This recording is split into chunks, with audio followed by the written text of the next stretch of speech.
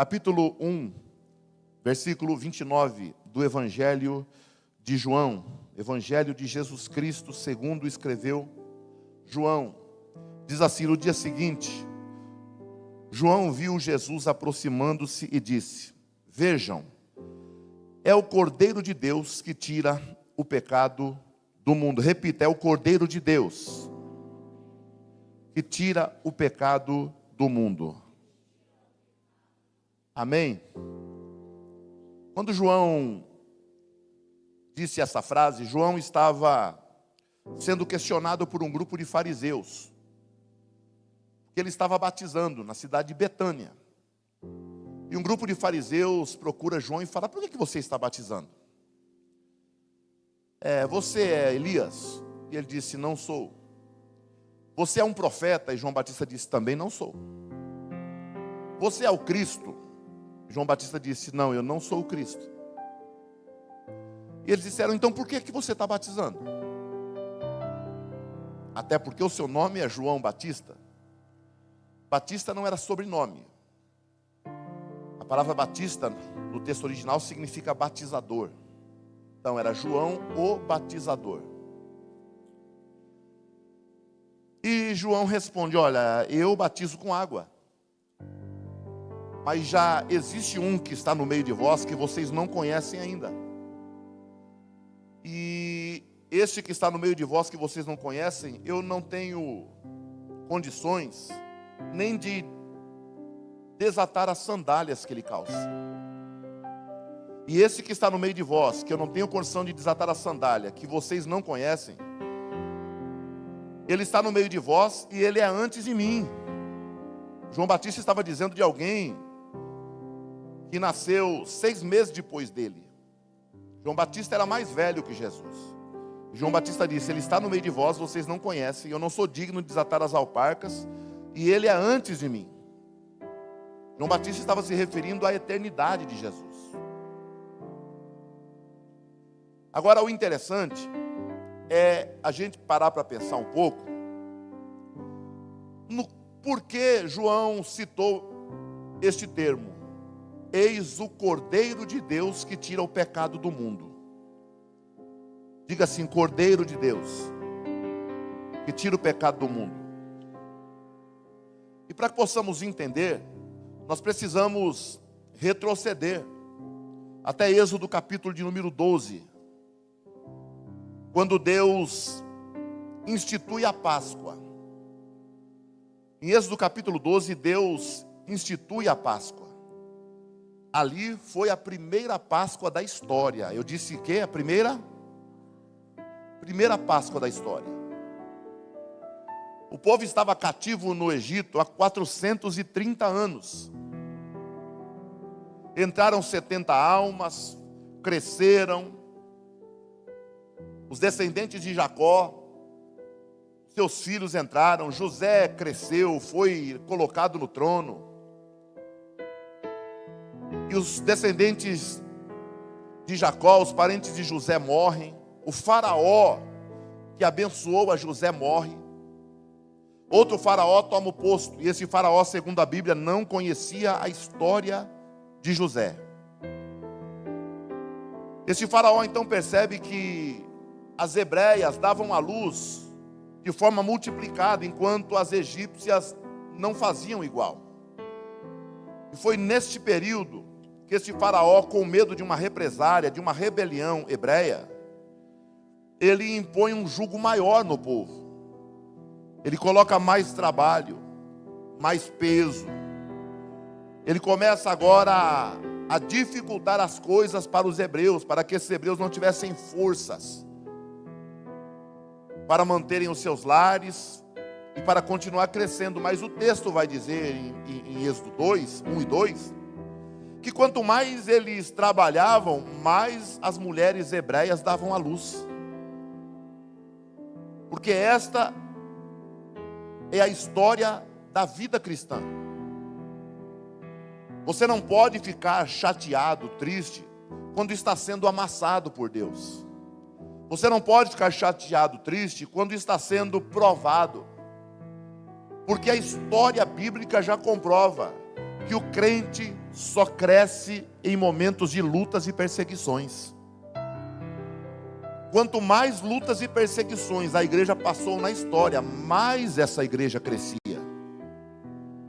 A história da igreja primitiva é muito clara. Até Atos 2, versículos 37, a igreja estava todo dia reunida no mesmo lugar.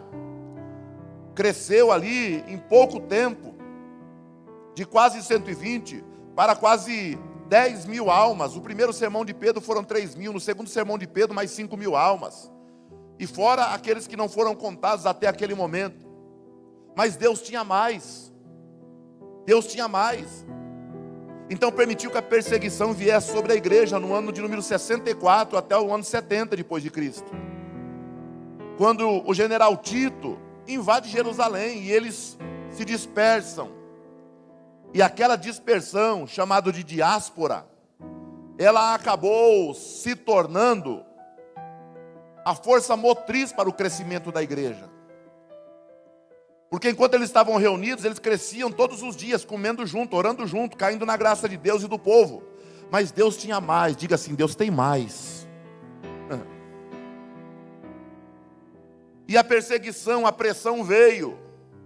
E quando algo está sob pressão, a tendência, sabe, é que por algum lugar ele expanda. E assim aconteceu com a igreja. A igreja saiu às margens do Mediterrâneo, se espalhando naquela região, e para onde o crente ia, uma nova igreja surgia. Tá? Então, no Egito, aconteceu desta forma. Eles começaram a crescer de tal forma que veio a pressão. E quanto mais pressão tinha, mais o povo crescia. E Faraó então falou, a partir de hoje, nasceu criança, menino, é para matar, joga no Nilo. Oferenda para o Deus do Nilo, que quando sobe as águas, ele traz provisão, porque quando as águas descem, onde o Nilo subiu, ali formava-se um lindo jardim. O que eles não sabiam é que a semente que os pássaros defecavam caíam ali, e quando a água batia, pronto, tinha provisão, e eles achavam que era o Deus do Nilo que trazia provisão. E agora, eles continuam crescendo. E nesse ínterim nasce um homem chamado Joquebede da tribo de Levi. Nasce um homem chamado Arão da tribo de Levi e uma mulher chamada Joquebede. Se encontram, casam. E tem 3 filhos. O mais velho chamado Arão, né?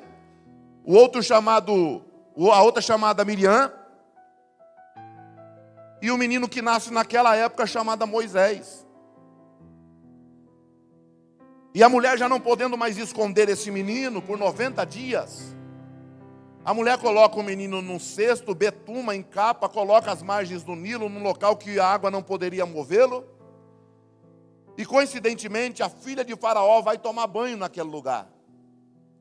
Quando ela está tomando banho, ela ouve o choro da criança.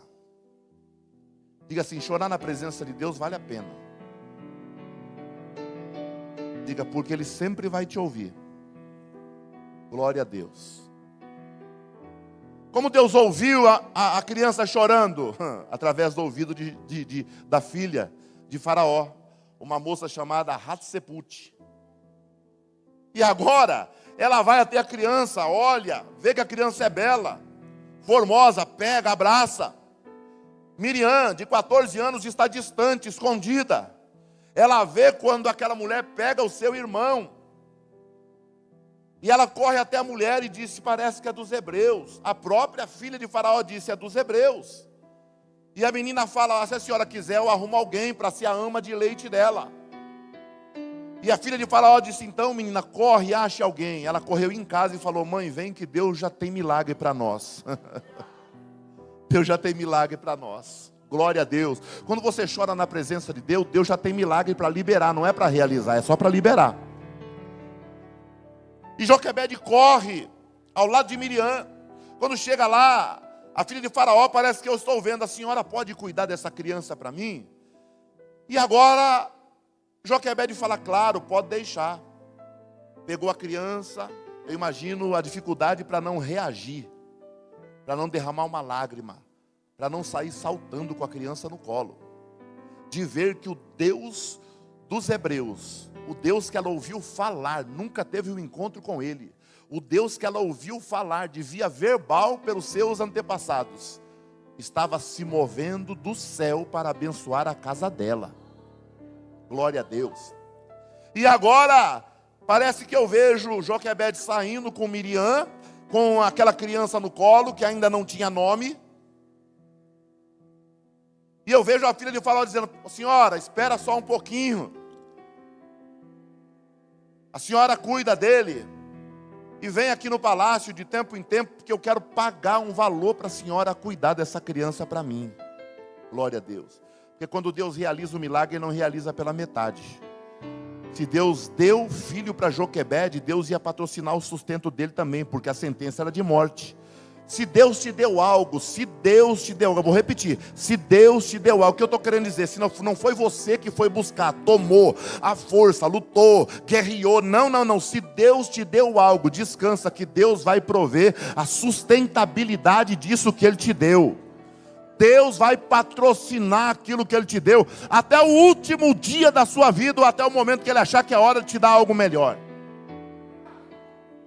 Aquele menino agora cresce, se desenvolve, aprende, astronomia, aprende ciências, aprende a falar os dialetos que existiam no Egito, aprende a respeito de liderança, de empreendedorismo. Aquele menino aprende, até mumificar uma pessoa. Aquele menino agora é tão amado pelo Egito, é tão amado pela casa de Faraó, que o Faraó olha o filho e fala: meu filho não serve, eu vou pegar esse menino adotado e vou preparar ele para assumir o meu lugar assim que eu morrer. Porque no Egito eles tinham esse entendimento, que quando o Faraó morria, o espírito de Faraó, a alma de Faraó entrava no filho, e o Faraó continuava administrando na vida do filho. Assim eles entendiam que o Egito nunca ficaria sem Faraó no trono. Mesmo que o Faraó morresse, o espírito, a alma desse Faraó já passaria para o outro, e sempre haveria um Faraó preparado de antemão. Antes do acontecimento do falecimento desse, já existe um outro. Moisés era essa pessoa.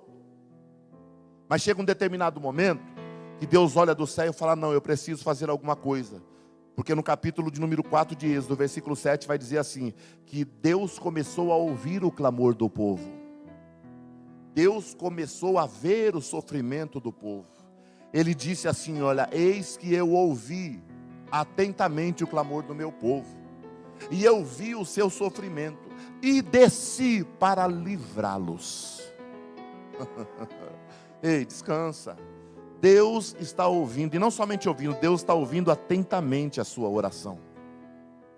Deus está ouvindo atentamente a sua oração. Deus está vendo o teu sofrimento, a sua luta, o seu dia a dia. Glória a Deus. E com certeza, é lógico que é de forma figurada, mas Deus desce para mudar a nossa história. Glória a Deus. E Deus intervém no Egito. Aquele povo começa a crescer. Moisés é obrigado a sair depois de cometer um assassinato. Agora parece que eu vejo Deus dizendo: você ficou 40 anos lá dentro, eu precisei que você ficasse 40 anos lá dentro. Agora eu preciso que você aprenda a ser pastor de ovelhas 40 anos aqui no deserto. Glória a Deus. Porque você ficou 40 anos lá, agora eu quero que você fique 40 anos aqui, porque você vai ter que voltar lá ainda. Aleluias. Glória a Deus. Só que às vezes Deus permite da gente passar um período num lugar. Chega um tempo, Deus mesmo move situações para que a gente saia daquele lugar e vá para outro lugar, para um novo treinamento, para uma nova etapa para a nossa vida. E a gente precisa estar aberto a mudanças. A gente precisa estar aberto ao novo de Deus, senão a gente não vive o novo de Deus. E quando mudamos, a nossa mente, o nosso coração também precisa mudar. Não adianta mudar geograficamente, mas emocionalmente ainda continuar naquele lugar. Não adianta. Você não cresce, você não prospera, porque a sua raiz está lá. A sua cabeça, seu corpo está aqui, mas a sua raiz está lá. E Moisés, ele só saiu dali depois que ele cometeu um homicídio. Enterrou o homem na areia. No outro dia foi separar uma briga e alguém disse: vai matar a gente também? Ele pensou que ninguém havia visto. A pena de morte no Egito para quem mata era a morte. Ele é obrigado a sair. E Deus leva ele agora para tomar conta de ovelhas nas montanhas do Monte Sinai. Monte Sinai era uma cadeia de monte, uma região muito montanhosa, gigantesca, não tinha planície alguma, era só vales e montes, e ali não tinha como ele pastorear ovelha em planície, era só no morro ou então no buraco. E ele pega as ovelhas e cuida das ovelhas. Era a profissão mais horrenda para um egípcio, e Moisés era um egípcio de criação. Aquilo um egípcio não aceitaria nunca. Mas um dia, com 80 anos já, 40 anos cuidando de ovelhas, ele vê uma moita de espinho pegando fogo, e Deus fala com ele dizendo: você vai voltar lá agora, porque agora você está preparado para ir lá, porque você já esqueceu até como se fala. Ele mesmo fala: eu sou pesado de língua, eu não sei me expressar, eu não sei me fazer entender. E Deus disse: você não se preocupa com isso, que quem fez a tua língua fui eu, quem fez a tua boca fui eu. E outra coisa, se você não sabe falar, leva o teu irmão, que eu já dei capacidade para ele ir no teu lugar. Aleluia. Então saiba nesta noite, no nome de Jesus, que aquilo que você não sabe fazer, Deus vai fazer você saber. Aquilo que você não tem condição de executar, porque lhe falta conhecimento, o Espírito Santo de Deus vai lhe direcionar. E se você falar: não tem jeito para mim, eu não tenho como ir, Deus vai preparar alguém para colocar do teu lado, para te ajudar, te auxiliar, te sustentar, pegar na tua mão e falar: conta comigo, porque você vai chegar onde Deus quer que você chegue. E o povo lá dentro sofrendo ainda, e Moisés vai, conversa com o faraó, e Deus falou: vai, conversa com o faraó, eu vou endurecer o coração dele. Primeira praga, segunda praga, oitava praga, nona praga, e o coração de faraó está duro. O Egito já está totalmente devastado de tanta praga, tanta praga. Deus envergonhou Deus lua, Deus da lua, Deus do sol, Deus da plantação enviando o gafanhoto, e envergonhou o Deus, a terra do Egito, que era idolatrada por eles. Deus transformou a terra em praga de piolho. Deus envergonhou tudo, todos os deuses que existiam, os maiores deuses que existiam no Egito, Deus envergonhou através das pragas. Só que a última praga era justamente a questão do filho de Faraó não morrer e o seu espírito passar para o filho, e o filho dar continuidade.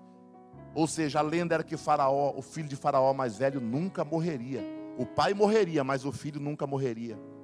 E Deus então, em Êxodo capítulo 12, coloca na tela para mim, Deus fala com Moisés, depois de 430 anos de escravidão. Olha o que está escrito no texto, vamos ler até o versículo 13. E falou o Senhor a Moisés e a Arão na terra do Egito, dizendo, preste atenção: este mesmo mês vos será o princípio dos meses. Diga assim, princípio dos meses. Diga assim, vos será o primeiro dos meses do ano. Obrigado, vamos lá? Falai a toda a congregação de Israel, dizendo, aos 10 deste mês, tome cada um para si um cordeiro, segundo a casa dos pais, um cordeiro para cada casa. Mas se a família for pequena para um cordeiro, então tome um só com seu vizinho perto de sua casa, conforme o número das almas, conforme o comer de cada um. Fareis a conta para o cordeiro. O cordeiro ou cabrito será sem mácula, ou seja, sem defeito, né? Um macho de 1 ano, o qual tomareis das ovelhas ou das cabras.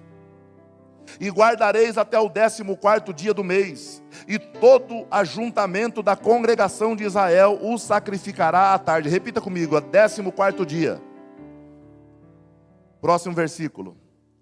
E tomarão do sangue, e poloão em ambas as ombreiras, e na verga da porta, e nas casas em que o comerem. E naquela noite comerão a carne assada no fogo, com pães asmos, e com ervas amargosas a comerão. Não comereis dele nada cru, nem cozido em água, senão assado ao fogo, a cabeça com os pés e a fressura. E nada dele deixareis pela manhã, mas o que dele ficar até pela manhã queimareis no fogo. Assim, pois, o comereis, os vossos lombos cingidos, vosso sapato nos pés, e o vosso cajado na mão, e o comereis apressadamente. É a Páscoa do Senhor, diga, é a Páscoa do Senhor. Eu passarei pela terra do Egito esta noite, e ferirei todo o primogênito na terra do Egito, desde os homens até os animais, e sobre todos os deuses do Egito, e farei juízos. Eu sou o Senhor.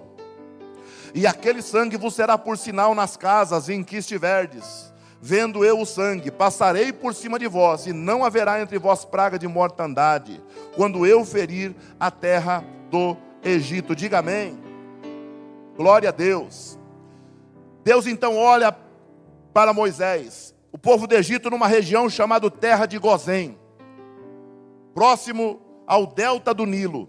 Agora Deus olha e fala: Moisés, já foram 9 pragas. Faraó não amolece o coração, não é verdade? Eu tenho dificultado, porque eu quero operar um milagre ainda maior do que eu já realizei até agora lá dentro, para que eles reconheçam que somente eu sou o Senhor Deus Todo-Poderoso.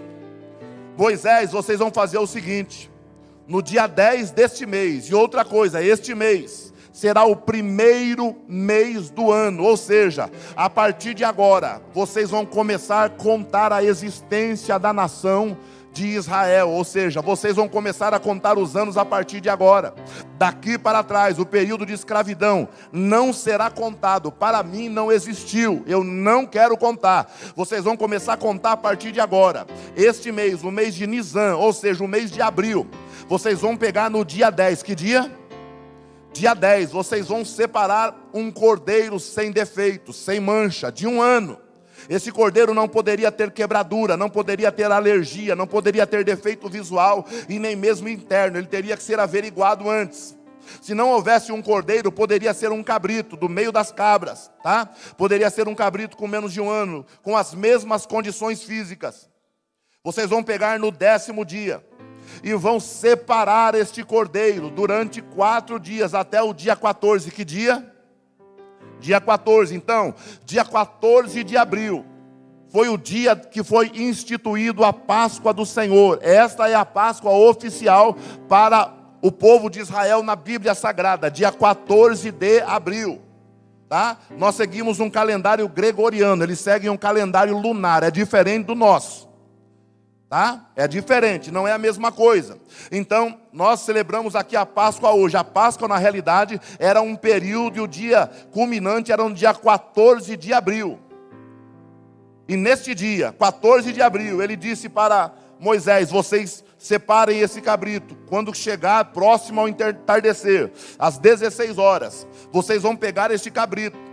Vocês separarão esse cabrito para uma família. Se a família for pequena, convide outra família pequena para dar, para que chegue o número certo para comer o cabrito.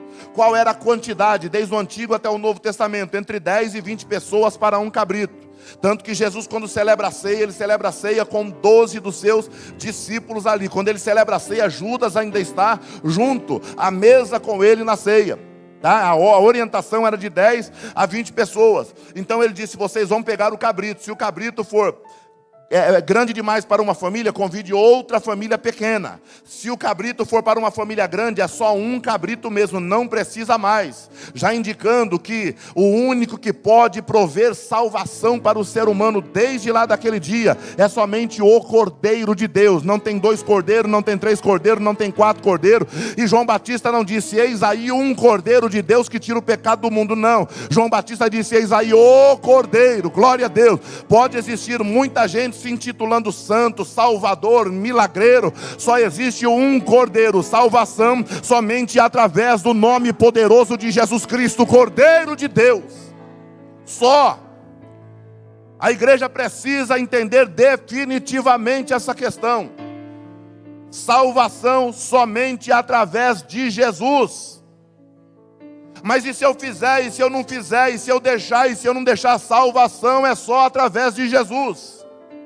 Ai, pastor, mas eu paguei o preço. Você pagou o preço para ser usado por Deus. Você pagou o preço para ter um dom espiritual. Você pagou o preço para poder cantar bem. Você pagou o preço para poder aprender a interpretar muitos textos da Bíblia, que às vezes você não ora muito e não tem revelação. Então às vezes precisa de ajuda, um dicionário, um comentário bíblico. Tudo isso ajuda, isso é pagar preço. Mas o preço que pagamos não é pela salvação. A salvação, quem pagou o preço foi o Cordeiro de Deus na cruz do Calvário.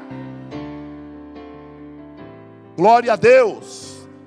Glória a Deus. Só cabe a mim reconhecer, entregar a vida a Ele e dizer: eu quero, Senhor, entregar a minha vida a Ti, e reconheço a Ti como meu Senhor e Salvador da minha vida. Acabou. Então Deus fala: pegue esse cordeiro. Quando chegar ao entardecer, vocês vão matar esse cordeiro. Vocês estão acordados aí? Está acordado? Pega o cordeiro, mata. Coloca o sangue do cordeiro numa vasilha. Antes de escurecer, vocês vão ir até a porta da casa de vocês. E vocês vão, diante da porta, passar o sangue nos umbrais. Só que não poderia colocar a mão, porque iria contaminar o sangue, profanar o sangue. Então pegue o sangue do animal, deixe escorrer numa vasilha. Pegue um pedaço de cedro, um pedaço de madeira. Coloque um pouco de isopo, amarre um pouco de isopo na ponta, que era uma planta esponjosa.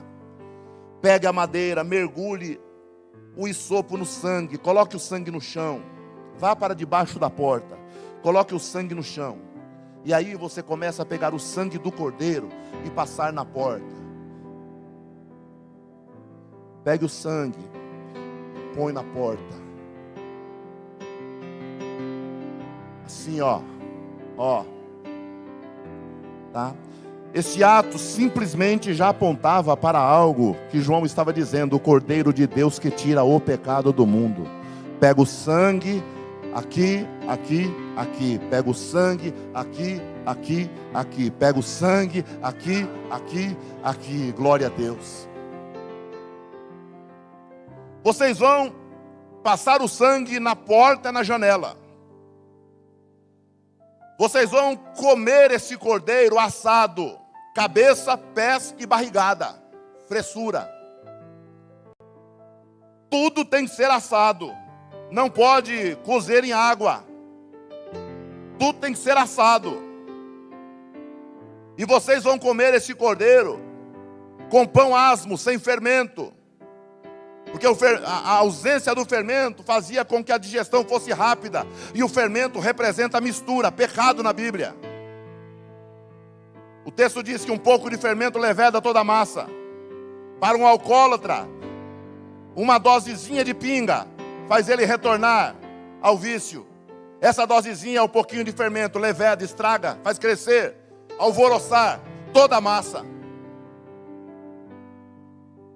Vocês vão comer com pão asmo, sem fermento, e com ervas amargosas, representando 430 anos de sofrimento no Egito. Vocês vão comer, porque nessa noite vocês vão celebrar a primeira Páscoa. Como vocês vão comer?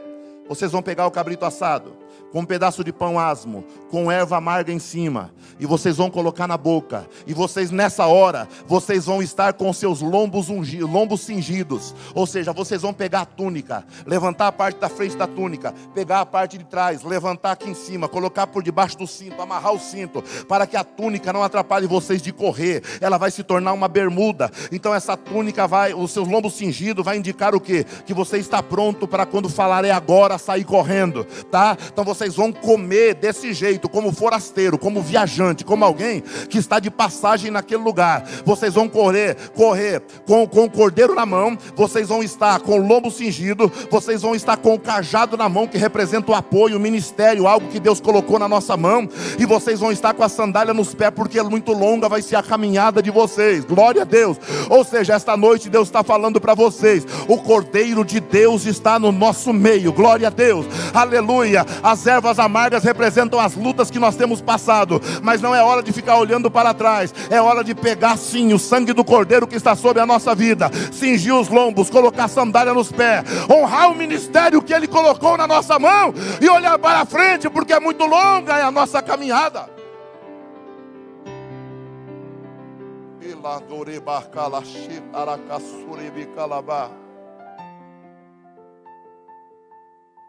Aleluia!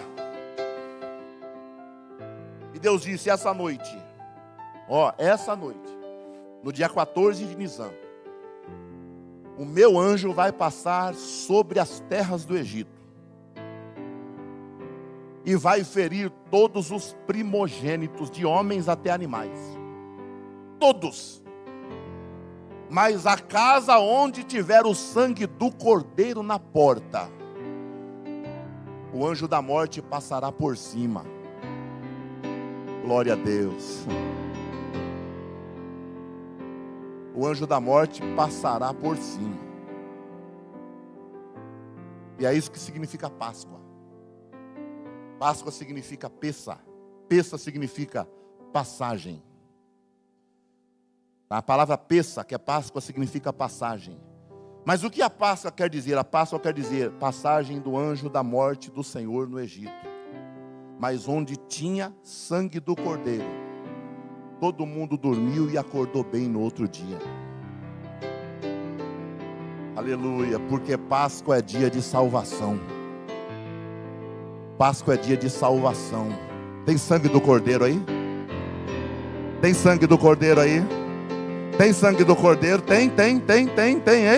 Tem sangue do cordeiro. Onde tinha sangue do cordeiro, um acordou e falou: bom dia, graça e paz, shalom. Aleluia! Onde não tinha sangue do cordeiro, quando se acordou de madrugada, era pranto, lamento, sofrimento, gritos de horror, dizendo: meu filho mais velho está morto, o gado mais idoso está morto, o boi que estava lá, o boi que carregava o arado, morreu, todos os animais mais velhos morreram, porque não tinha sangue do cordeiro. Mas onde tem sangue do cordeiro tem livramento, onde tem sangue do cordeiro tem provisão, onde tem sangue do cordeiro tem proteção, onde tem sangue do cordeiro tem presença.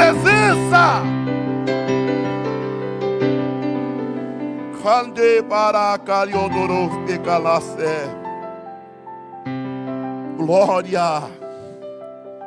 É por isso que João Batista, no Novo Testamento, antes de Cristo se manifestar, operando milagres, quando foi questionado, ele disse: porque quando ele dizia: eu não sou Elias, eu não sou Jesus, eu não sou o Messias, eu não sou profeta.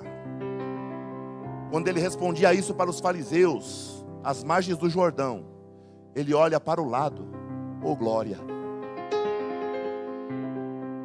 E alguém que nunca tinha ido até aquele lugar, está descendo a ladeira, descendo os barrancos. Aí ele olha, aponta e diz assim: vocês estão perguntando para mim? Olha para cá, olha para cá. Está vendo aquele lá, que está vindo na minha direção? Aquele é o Cordeiro de Deus. Ele tira o pecado do mundo. Glória a Deus. 1 Coríntios capítulo 5, versículo 7, dá para colocar? Primeiro, olha o que Paulo fala à igreja de Corinto: alimpai-vos, pois, do fermento velho, para que sejais uma nova massa, assim como estáis sem fermento. Olha agora: porque Cristo, a nossa Páscoa, foi sacrificado por... Aleluias. Cristo é a nossa Páscoa. Nós valorizamos e damos muita ênfase à ressurreição, que é muito importante para a fé cristã. É o que nos dá garantia de ressurreição. Mas Páscoa, a Páscoa, ela diz respeito ao sacrifício do Cordeiro. Glória a Deus. Aleluias. Páscoa é livramento. Páscoa é libertação. Páscoa é salvação. Páscoa é o momento em que Deus abre o portão do inferno e fala: está liberado, vem comigo a partir de agora viver uma nova vida. Glória a Deus. Aleluias. Glória a Deus. Coloca a 1 de Pedro, por favor, capítulo 1, versículo 18 a 20. Olha o que Pedro fala: sabendo que não foi com coisas corruptíveis, como prata ou ouro, que fostes resgatados da vossa vã maneira de viver, que por tradição recebeste de vossos pais, tá? Mas com o precioso sangue de Cristo, do Cordeiro. Olha aí, ó, como um Cordeiro imaculado e incontaminado. Olha o outro versículo agora, falando do Cordeiro, do Cordeiro, o qual na verdade em outro tempo foi conhecido, através daquele Cordeiro, foi sacrificado, foi conhecido, ainda antes da fundação do mundo, mas manifestado nesses últimos tempos por amor de vós. Glória a Deus. Ele está dizendo: esse Cordeiro, sabe, foi apresentado lá no passado, foi conhecido, tá? Foi conhecido, mas ele está morto desde antes da fundação do mundo. Quer ver a prova disso? Apocalipse capítulo 13, versículo 8.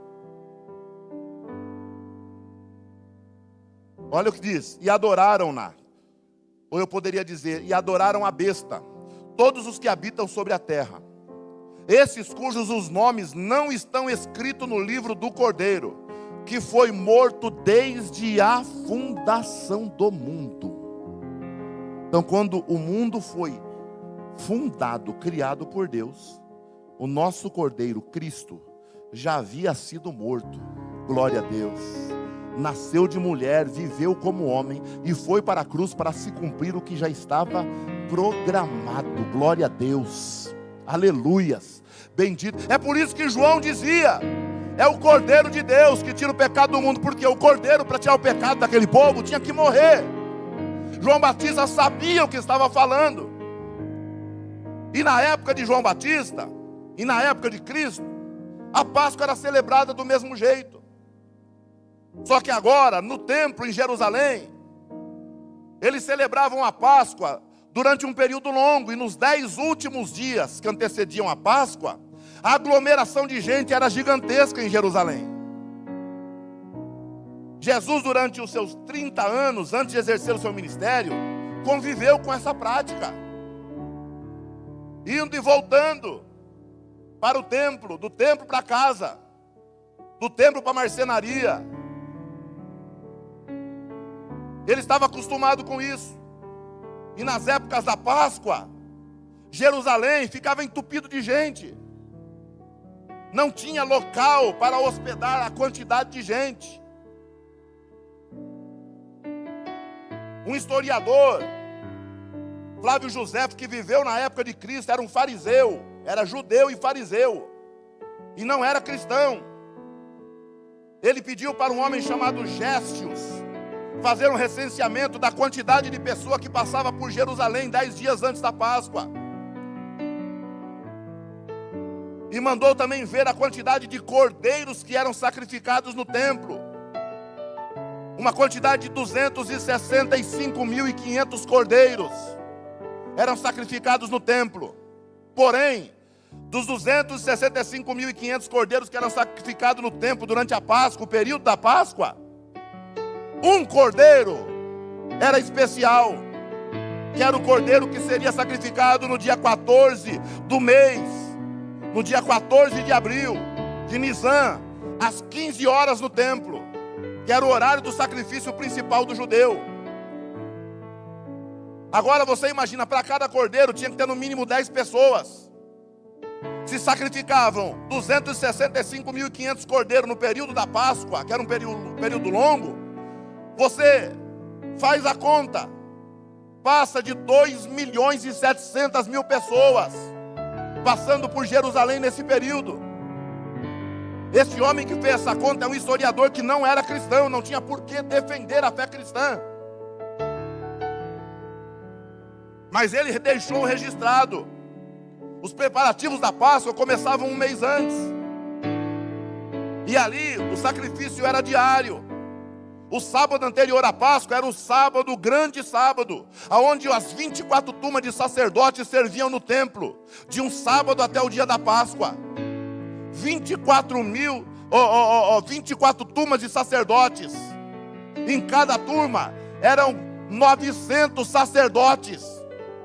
Desde o tempo de Davi, que fez a ordem sacerdotal, todos eles serviam no templo. Imagine a quantidade de pessoa.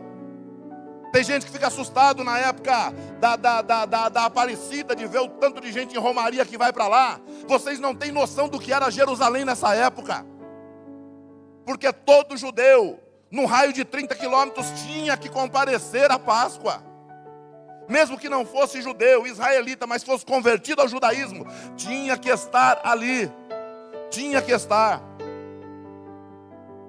E quando era no 10º dia, no dia 10 do mês de Nisan, eles, todos esses cordeiros que eram sacrificados, eles tiravam um especial. Pegavam esse cordeiro e separavam até a sexta-feira, às 3 horas da tarde. E quando chega na sexta-feira, parece que eu vejo, de manhãzinha, uma multidão na beira de uma rua conhecida como Via Dolorosa. Parece que eu vejo um monte de gente com roupa branca chegando em Jerusalém, porque todos queriam ir para a Páscoa, mas os mais religiosos, eles queriam participar do sacrifício do Cordeiro, que era 15 horas na sexta-feira do dia 14. Todos queriam ir para a Páscoa, mas aqueles que queriam entrar no templo para ver o sacrifício do Cordeiro, eles precisavam estar com roupas inteiramente brancas, sem uma mancha. Senão os sacerdotes não permitiriam que eles entrassem. Parece que eu vejo logo cedo, e a Bíblia diz isso. É Marcos, capítulo 15, por favor, coloca na tela para mim. Olha lá, ó. E constrangeram um certo Simão, diga assim, Simão Cirineu, tá? Pai de Alexandre Rufo, que por ali passava, vindo do campo, que levasse a cruz. Eu vou colocar você nesta cena aqui. Esse homem de Cirene, Cirene é a cidade que ele era. Era uma cidade na África, onde é conhecida hoje como Líbia. Naquele tempo, essa região era habitada por descendentes de uma mulher que visitou Salomão 900 anos antes de Cristo. E teve um romance com Salomão. Essa mulher chamava-se Rainha de Sabá. E essa mulher volta maravilhada, convertida ao Deus de Salomão. E volta para lá. Depois de 900 anos, esse homem, provavelmente ainda descendente da Rainha de Sabá, pela sua genealogia, esse homem se converte ao judaísmo. Ele não era judeu, ele era forasteiro. Mas ele, no dia da Páscoa, ele pega a sua roupa e fala, eu vou para Jerusalém porque eu quero participar do sacrifício do Cordeiro. E eu imagino que ele chega cedo em Jerusalém, coloca a sua roupa branca, indo em direção ao templo. Mas antes de chegar no templo, ele vê uma multidão gritando, xingando, ofendendo alguém. E parece que eu vejo ele querendo enxergar quem é que está carregando aquela madeira, aquele tronco, aquela cruz. Parece que eu vejo ele passando no meio das pessoas pedindo licença, lá adiante, e o homem ainda vem vindo lá atrás, carregando a cruz. E o povo xingando, cuspindo, tacando pedra. Um suor misturado com sangue, areia, desespero, sabe, falta de ar, soluçando. E aquele homem fica imaginando aquele homem vindo carregando a cruz, todo preocupado com a sua roupa, porque se sujar ele não entra no templo. E qual era a ideia? Todos que iam de roupa branca, o prêmio maior era que pelo menos uma gota do cordeiro que fosse sacrificado lá no templo, uma gota do sangue dele manchasse sua roupa. Aquela roupa manchada pelo sangue do animal que morria dentro do templo, ela era dobrada e guardada e tinha um valor extraordinário, imensurável para aquele que a tinha. O desejo de todo religioso é que o sacerdote, na hora que pega o sangue do cordeiro dentro do templo, aspergisse e caísse na roupa, para que ele guardasse aquilo e levasse como um troféu para a sua terra. Mas agora ele está ali parado, e Jesus vem carregando a cruz. Na cruz, uma corda amarrada de uma ponta até a outra, no meio, atravessado, dando uma volta no pescoço de Jesus. Aqui no pescoço de Jesus, na cruz, uma plaquinha, escrito a sua condenação: Jesus Nazareno, rei dos judeus. Se fosse um estuprador, estaria escrito estupro. Se fosse um homicida, estaria escrito homicídio. Porque aquela plaquinha seria fixada na parte superior da cruz, lá no Monte Caveira. E vem aquele homem carregando a cruz, com uma coleira no seu pescoço, e a sua sentença aqui escrito rei dos judeus. E quando chega perto desse homem chamado Simão, que era uma variante do nome hebreu Simeão, agora esse homem está olhando assustado, com o coração conturbado, vendo aquela cena. Parece que eu vejo um soldado olhando e falando: ei, você, olha para cá. Parece que eu vejo Simão olhando para trás, como que não fosse com ele, perguntando: será que é comigo mesmo isso? Será que o soldado está falando comigo? E o soldado olha fixo para ele e fala: você mesmo de roupa branca, pega a cruz e carrega. Eu imagino agora a decepção daquele homem, dizendo: para que eu fui sair do meu rumo? Porque eu não fui direto para o templo? Agora eu não vou poder entrar no templo. A cruz está cheia de sangue, a cruz tem areia, a cruz tem sujeira. Agora eu vou ter que pegar essa cruz. Eu não sei se ele tentou indagar com o soldado, mas era ordem.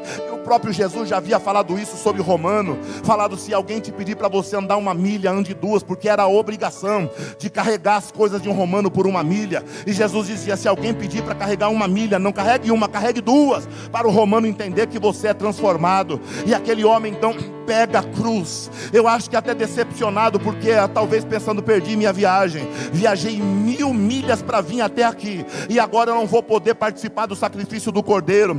Eu não sei até onde ele chegou naquela cruz ali, mas aí, neste momento, eu creio que já estava chegando perto das 9 da manhã, quando pegam a cruz, crucificam Jesus. Eu imagino que esse homem chamado Simão não foi para o templo, porque não existia mais expectativa para ele. Ele não entraria no templo, a roupa agora estava ensanguentada, só que ele ainda não sabia de quem que era o sangue que estava manchando a sua roupa.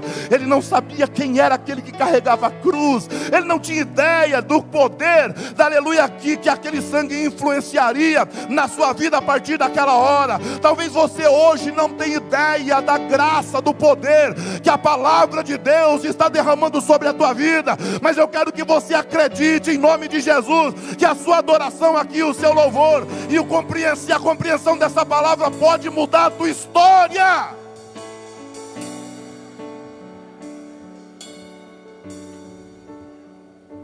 Eu creio que aquele homem não conseguiu mais sair daquele lugar. Eu creio que ele ficou paralisado,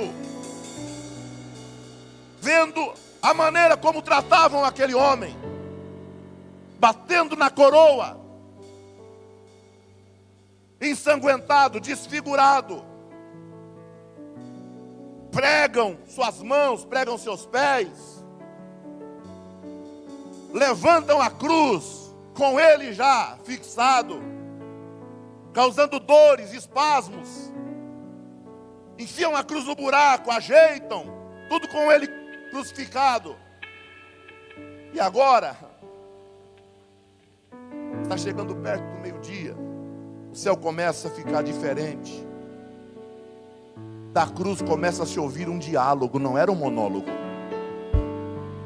Da cruz começa a se ouvir um diálogo.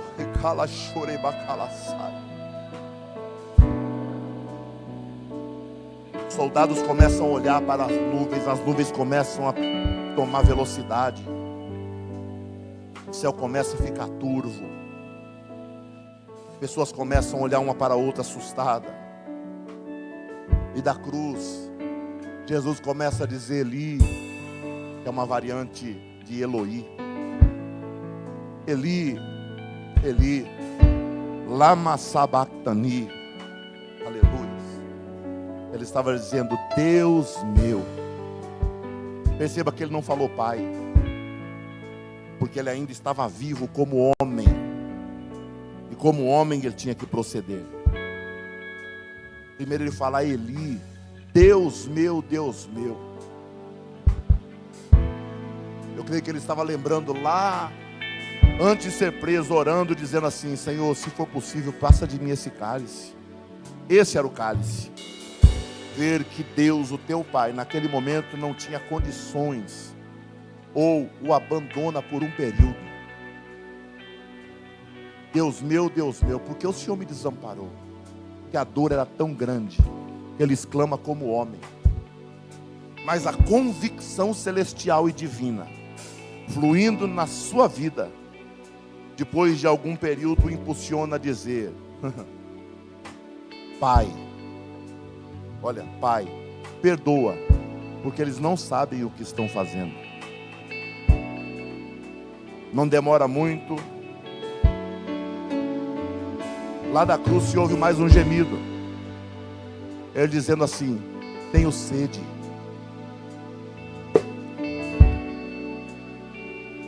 O soldado pega uma vara comprida, com uma planta, a mesma planta chamada isopo na ponta, uma esponja. Enfia num caneco de vinho, de vinagre, e leva à sua boca. Alguns historiadores, preste atenção, para você entender.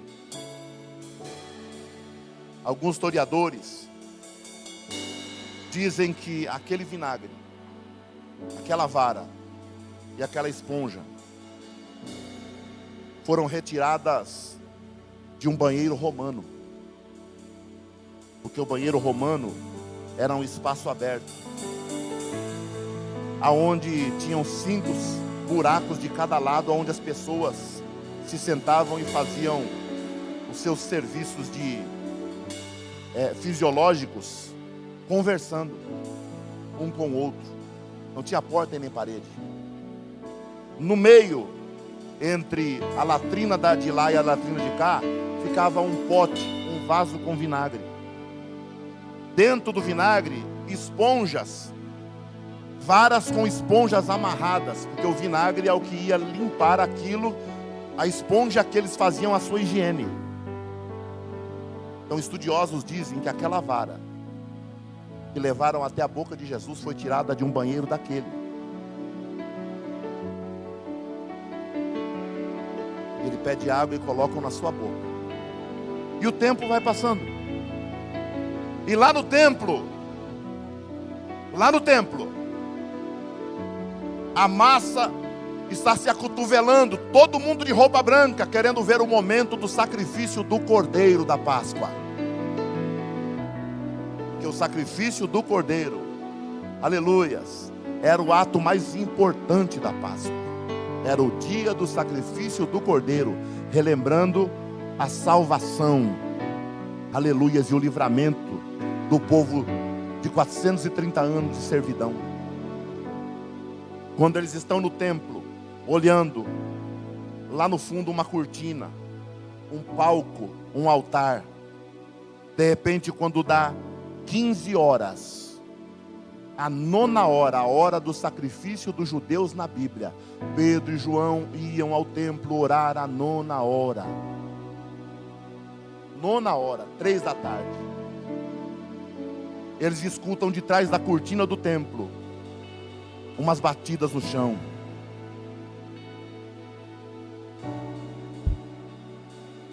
E a cortina se abria. E quando a cortina abria, o sumo sacerdote estava vindo, segurando um cordeiro pelo pescoço, somente com a cabeça e o corpo pendurado. E quando ele batia, o cordeiro era sufocado, fazendo menção do período em que o povo lá no Antigo Testamento no Egito sofreu os 430 anos, oprimido, sufocado. Ele pegava aquele cordeiro, deitava no altar, colocava a faca com o corte para cima no altar, deitava o cordeiro e colocava o pescoço do cordeiro em cima do fio da faca, e o povo todo esperando. Então ele puxava a faca para cima, cortando a jugular do cordeiro. O sangue começava a espirrar, e ele pegava o cordeiro pelo pé e girava em cima do altar, e o sangue escorrendo. E quando ele girava o cordeiro, o sumo sacerdote, aquilo estava dizendo: o Deus da eternidade está aceitando a nossa adoração e o nosso sacrifício, porque o círculo representa a eternidade, não tem começo e nem fim. Depois que ele fazia o círculo em cima do altar, ele derramava o sangue num recipiente, como lá em Êxodo capítulo 12. Aleluia. Depois ele pegava aquele cordeiro, separava, pegava uma vara, como lá em Êxodo 12, com isopo, aquela planta na ponta, mergulhava no sangue, ia até a ponta onde todos aqueles homens estavam com roupa branca e aspergia sobre o povo. Os homens se desesperavam para que pelo menos uma gota pegasse na roupa, porque aquilo era o maior prêmio da vida deles. Aquele homem pegava aquela madeira e levantava, e o sangue que estava lá no isopo tinha que escorrer no madeiro. Quando o sangue escorria no madeiro, ele gritava: Michelin! Michelin! que na língua hebraica significa está consumado. Aleluia. Enquanto isso, lá na cruz do Calvário, no mesmo horário, aleluia, o Cordeiro de Deus que tira o pecado do mundo. Enquanto alguém está no templo cumprindo um ritual da religião, Simão Cirineu, com a roupa manchada de sangue, decepcionado com a vida, porque perdeu o sangue do cordeiro da religião lá dentro, ele começa a compreender que sua vida foi alterada para sempre. Porque na cruz do Calvário, o Cordeiro de Deus, o Cordeiro mudo, aleluia, chega num determinado momento, ele grita bem alto e diz: Pai, eu entrego em tuas mãos o meu espírito. Em hebraico ele também grita Mishlam, Mishlam, o que na língua grega traduzido significa Tetelestai. Está consumado, eu cumpri minha missão, a dívida foi paga.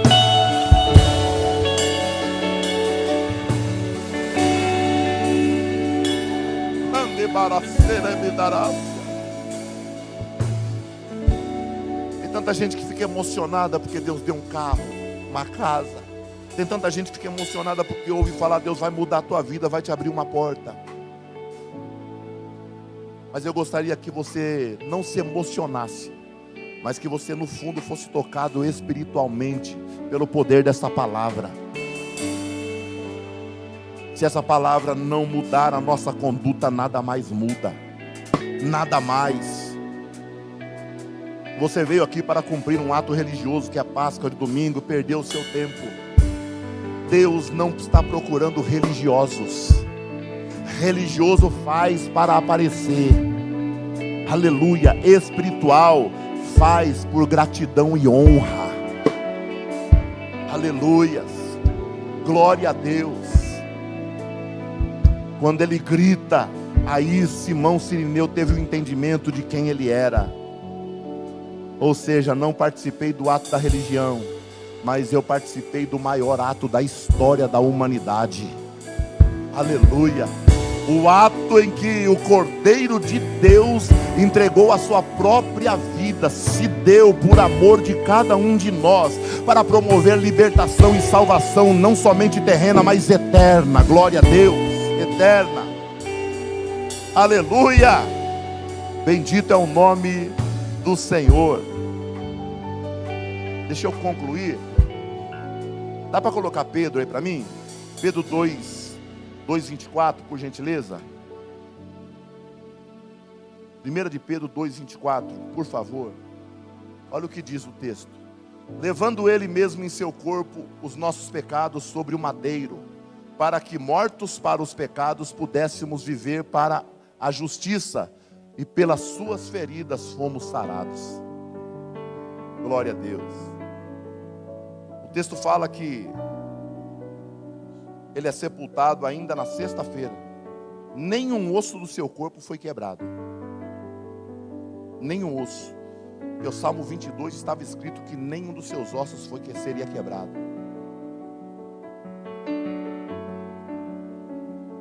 Lá em Êxodo 12, o cordeiro tinha que ser separado dias antes, para que fosse observado a sua qualidade, até o dia de ser sacrificado. Jesus foi preso dias antes e passou pela prova, até ser aprovado e ir para o madeiro, para o Calvário, sofrendo agruras diante de Pilatos, de Herodes, de Anás e Caifás. Um julgamento totalmente incorreto, inválido, que ninguém poderia ser julgado à noite. Jesus foi julgado numa noite, somente numa noite, 6 vezes. Ninguém poderia fazer isso, era ilegal. O julgamento de Jesus foi inválido, ilegal. Nenhum judeu, nenhum sacerdote, nenhum sumo sacerdote poderia julgar alguém à noite. E Jesus numa noite só foi julgado 6 vezes. 6 vezes, sem prova, sem testemunha ao seu favor. Mas no mesmo dia foi sepultado. E domingo 6 da manhã, os evangelistas vão dizer que as mulheres saem para ir até o túmulo. Quando as Marias, e também Joana, Maria, mãe de Jesus, Maria Madalena e Salomé chegam, quando elas veem o túmulo está aberto, a pedra do lado, um moço sentado na pedra, era o anjo que estava lá, mas elas viram o moço. E quando ela chega, o anjo olha e fala assim: vocês estão aqui procurando o quê? O vivo entre os mortos? Ele não está mais aqui, ele já ressuscitou. Ele já ressuscitou, está mais aqui. Eu imagino Maria, angustiada. Maria Madalena corre, olha para trás e vê alguém no jardim. E ela chega perto e ela confunde. Ela não vê quem é aquela pessoa, porque ainda está o dia meio turvo, não clareou totalmente ainda. E ela fala: ô moço, o hortelão, que para nós aqui é o jardineiro, o senhor sabe onde colocar o corpo do meu mestre? Aquele moço que ela confundiu com o jardineiro olha para trás e fala assim: Maria. Aí ela: o senhor não viu onde colocar o corpo do meu mestre? Aí ele olha de novo para ela e fala assim: Maria, Maria.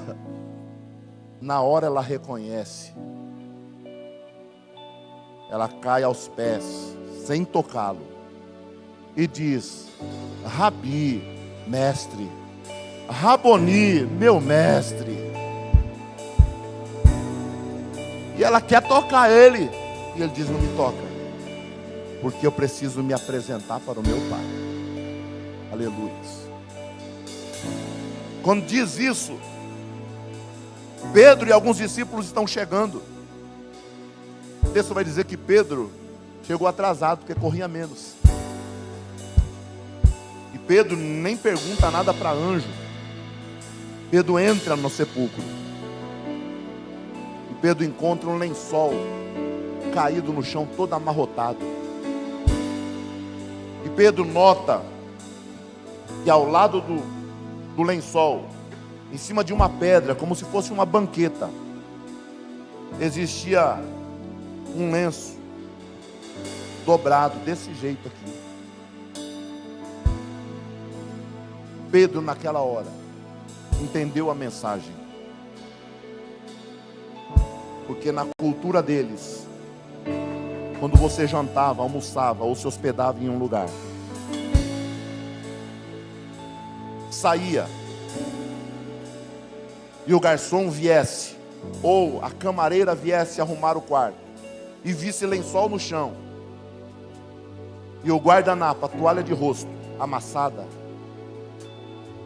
ela iria limpar o quarto. Mas quando ela via lençóis no chão, a toalha de rosto ou o guardanapo arrumado em cima de uma banqueta, o costume é: não mexa no meu ambiente, porque eu fui ali, mas eu volto já. Aleluia.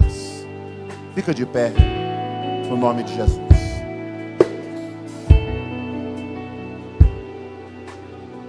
Glória a Deus.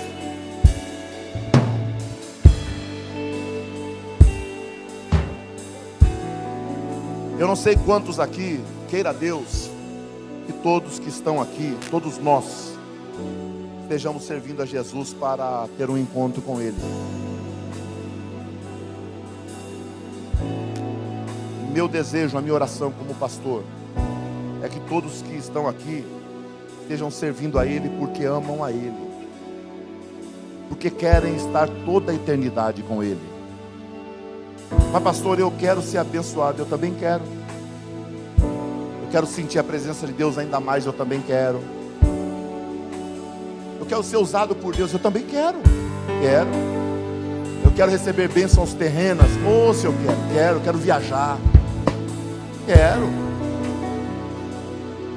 Eu quero ter uma estabilidade financeira. Também quero. Só que para mim, para você, nada disso pode valer mais e ser mais importante do que desejar estar com o Senhor para sempre. Então não troque a tua salvação por ninharias. Não troque sua salvação por um momento de religiosidade. Não troque sua salvação por alguma coisa escusa na sua vida. Pelo amor de Deus, nada vale mais do que a sua eternidade. Glória a Deus. Que você entenda que na banqueta do teu coração, Jesus deixou um lenço bem dobradinho, para que você nunca se esqueça que Ele está ao lado do Pai, à direita dele, mas em breve Ele vai voltar. E você faz parte do projeto dele. Você faz parte do projeto dele. Feche os teus olhos. Eu quero pedir para você segurar na mão de quem está ao seu lado e adore o nome do Senhor.